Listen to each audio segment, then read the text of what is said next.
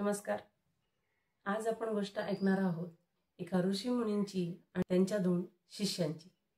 एकदा ऋषीमुनी आश्रमाच्या बाहेर असलेल्या तलावाकाठी स्नान करण्यासाठी निघाले असता तिथे त्यांनी पाहिलं एक बगळा एका माशाला त्रास देत आहे आणि त्याला मारण्यासाठी धडपड करत आहे.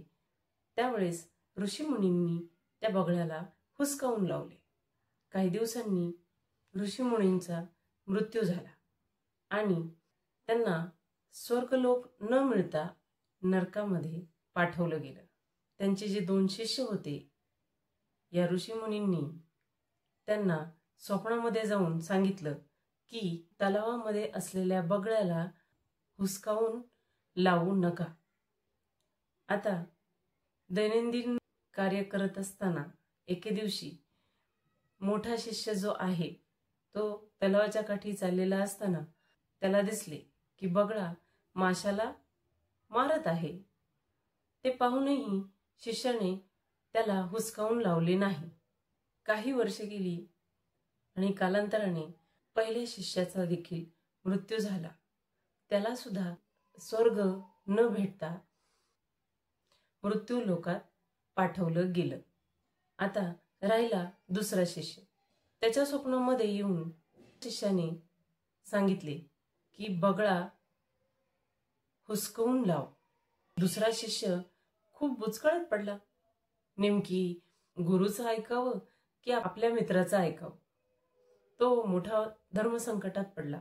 मग एके दिवशी तो देखील तलावाच्या काठी गेला असता त्याला असं दिसलं की बगळा माशाला मारत आहे. तर त्याने मनोमन देवाला हात जोडले आणि प्रार्थना केली की हे देवा, मला बगळ्यामध्ये सुद्धा तुम्हीच दिसतायत आणि त्या माशांमध्ये देखील तुम्हीच दिसतायत. आता तुम्हीच ठरवा मी काय करू. मी हे सगळं काही तुमच्या भरोशावर सोडत आहे, कारण की या सृष्टीचे रचयिता, ही सृष्टी निर्माण करता तुम्ही आहात. मग मी या गोष्टींची चिंता कशाला करू.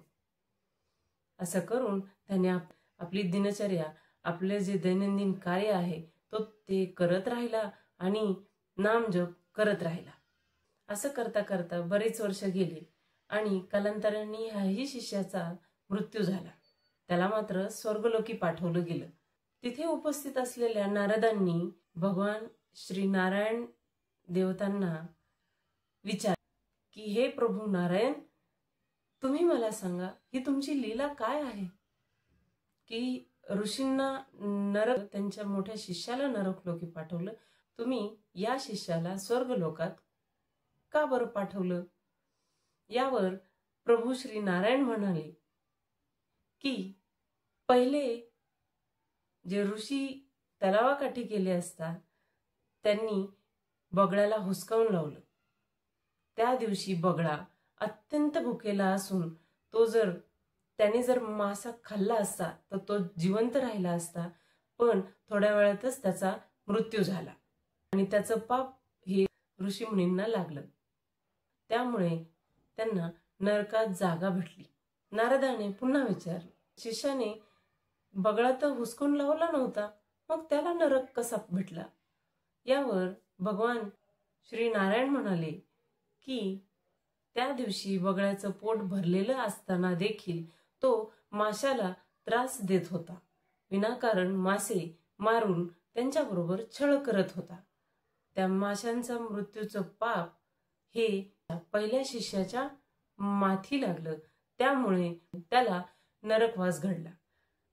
आणि आता नारदाने पुन्हा विचारलं.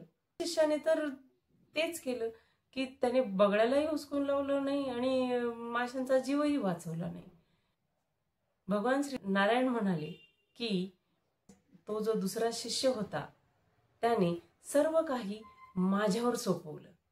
त्याने मला प्रार्थना केली की हे सृष्टी रचयिता, मला बगळ्यात तुम्हीच दिसता, त्या माशांमध्ये देखील तुम्हीच दिसता, आणि माझा नामजप चालू ठेवला आणि या निसर्गाचा जो नियम आहे त्याच्यामध्ये व्यत्यय न आणता त्याने त्याचं काम केलं. बगळ्याला त्याचं काम करू दिलं. म्हणूनच त्याला स्वर्गलोक प्राप्त झाला. अशा प्रकारे आपल्याला या गोष्टीतून हाच बोध भेटतो की आपल्या आजूबाजूला काही गोष्टी घडत असताना त्यांच्यामध्ये व्यत्यय न आणलेलाच योग्य असतो. कधी कधी काही गोष्टी देवावर सोडून द्यायच्या असतात. सर्व काही ठीक होऊन जातं. आपोआप परिस्थिती पुन्हा सुधारली जाऊ शकते. त्यामुळे नेहमी देवावर विश्वास ठेवावा. ही कथा तुम्हाला कशी वाटली हे तुम्ही कमेंट बॉक्समध्ये नक्की कळवा. आणि आपल्या चॅनलला सबस्क्राईब केलं नसेल तर पियुषाज मोटिवेशनल ज्ञानला जरूर सबस्क्राईब करा. धन्यवाद.